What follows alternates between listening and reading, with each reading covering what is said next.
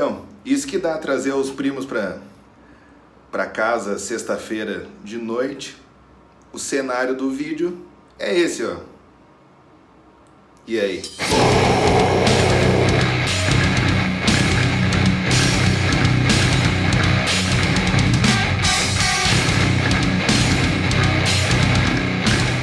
Fala pessoal, antes de começar o vídeo de hoje, só queria falar que eu vou deixar aqui um vídeo que eu gravei com meu amigo Bruno Zambon, utilizando a técnica dos R$2.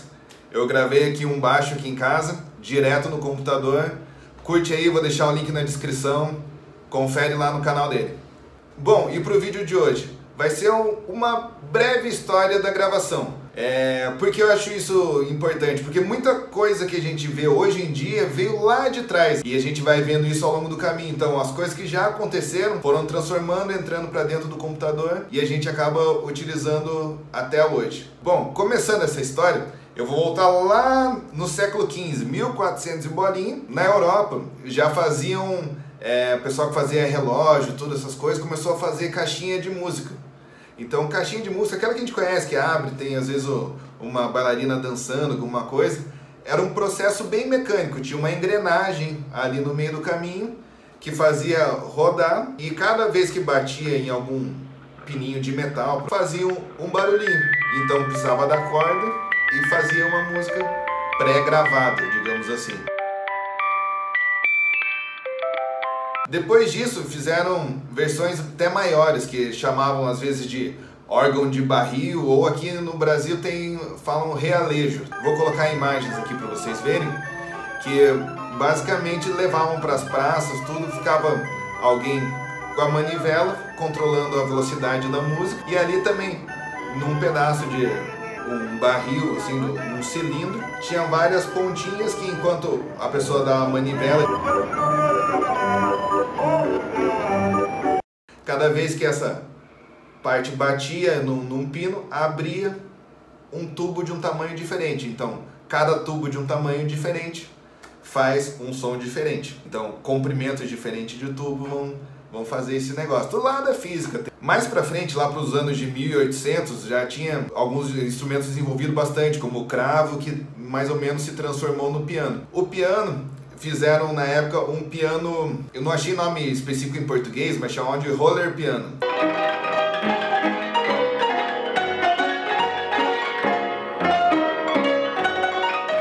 O negócio começou a ficar sério quando o Thomas Edison, aquele cara da lâmpada lá dos Estados Unidos, ele estava pesquisando muitas coisas sobre gravação de conversas telefônicas, e o que aconteceu? Ele pegou e desenvolveu o fonógrafo. Foi a primeira invenção que fez mais sucesso, assim, que ele patenteou tudo, daí foi um investimento grande e conseguia gravar pequenas coisas. O que era isso? Também era um cilindro, tipo um tubinho de papel higiênico ali, vou colocar a imagem aí também para vocês verem. Esse tubinho era gravado, tipo com aquelas vitrolas, assim, a captação da vitrola pegava, meio que uma agulha riscava esse cilindro e fazia a gravação. Era um cilindro de cera, depois foi evoluindo para vários materiais, mas que a pessoa conseguia gravar e depois também reproduzir em cima dessas ranhuras.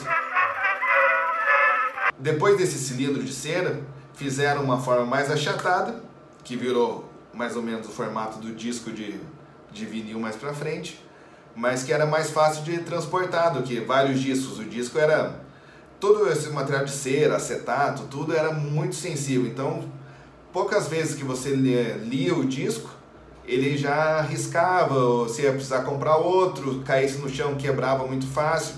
Esse negócio do disco durou até mais ou menos os anos 30, 40, quando começaram a fazer os discos de outros materiais mais plásticos, que foi se transformar depois no disco de vinil. Então você imagina, passou a Primeira Guerra Mundial, o Titanic afundou em 1911, começou a Segunda Guerra Mundial. Na Segunda Guerra Mundial muita coisa foi desenvolvida. Muitas coisas a guerra ajudou a desenvolver para gravações, espionagens, tudo isso que a gente conhece de filme, mas a gente às vezes não se toca. No final dos anos 40 também surgiu a fita magnética. A fita magnética depende de cabeças de gravação. Basicamente tem a fita e vai ter, cada cabeça vai fazer uma espécie de impressão da onda sonora na fita.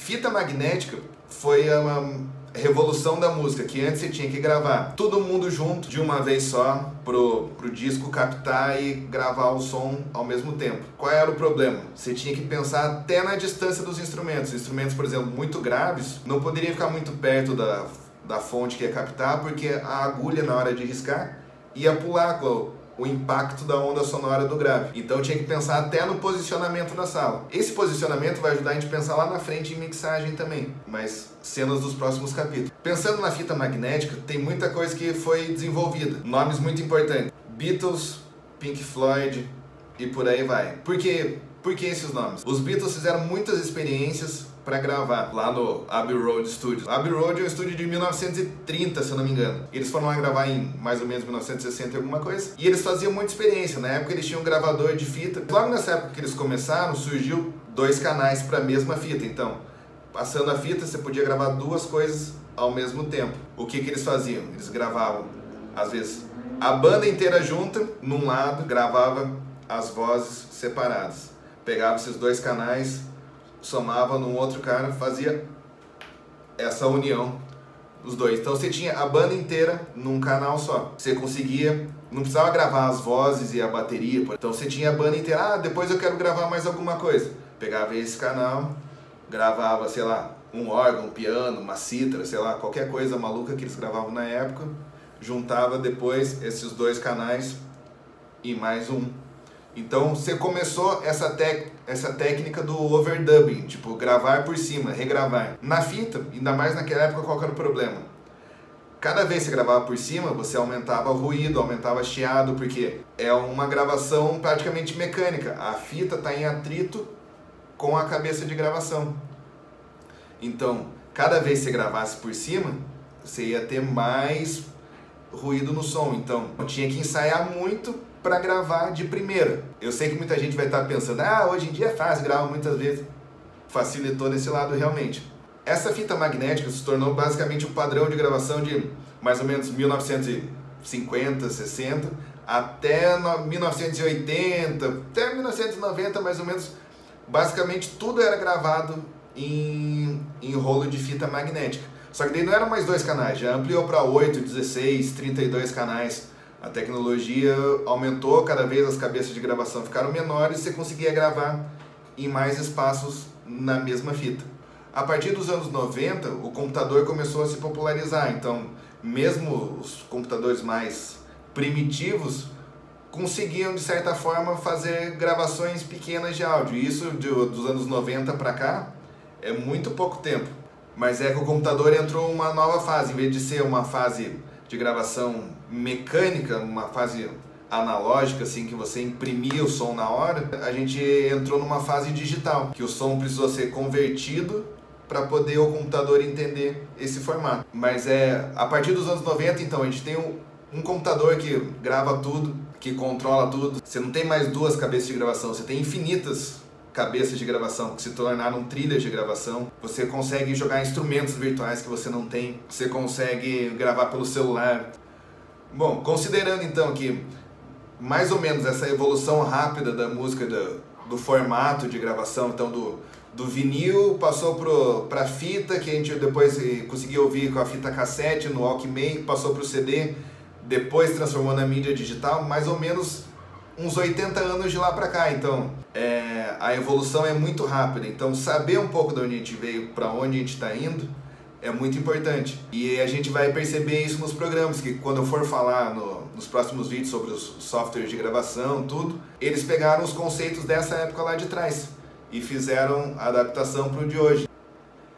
Bom, se você gostou desse vídeo, deixa seu curtir, se inscreve no canal, aciona o sininho que tem ali também no canto, que toda vez que eu lançar vídeo novo, vai te avisar aí no teu celular, no teu computador, que tem material novo na área. Qualquer comentário, já sabe, deixa aí embaixo, eu respondo, manda mensagem. Achou alguma coisa, uma curiosidade legal sobre a história da gravação, o que o pessoal fazia, alguma técnica diferente, tá em dúvida por que os caras faziam aquela coisa, manda mensagem aqui que eu vou responder. É isso, até mais, pessoal, um abraço.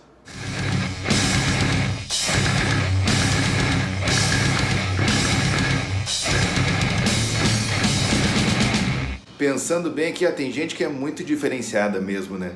Enquanto a gente quer desenhar uma casinha, uma bola, alguma coisa, tem gente que desenha lá uma costela de Adão. Pra mim, não sabia nem que essa folha tinha nome, muito menos que era esse. Fui descobrir isso hoje.